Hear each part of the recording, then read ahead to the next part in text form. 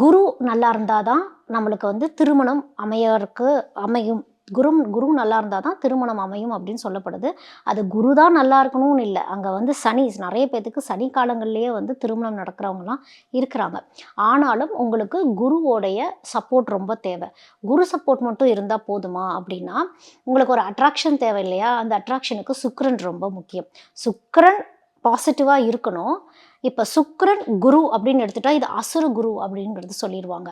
அப்போது இந்த குரு சுக்கிரன் இருக்கு இல்லையா, இது வந்து முடக்கு ஆகக்கூடாது.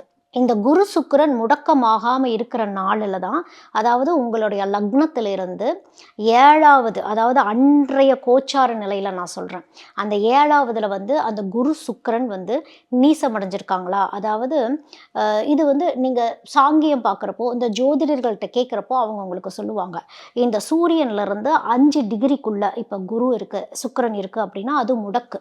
இந்த குரு சுக்கிரன் முடக்கு சமயத்தில் திருமணம் நிச்சயிக்கப்பட்டாலோ, அந்த திருமண தேதி நிச்சயிக்கப்பட்டாலோ, அல்லது உங்களுடைய தாம்பத்திய தேதி நிச்சயிக்கப்பட்டாலோ, அங்கே வந்து உங்களுக்கு பிரிவினையும் கொடுத்து ஒரு சலிப்பையும் கொடுத்து விடும்.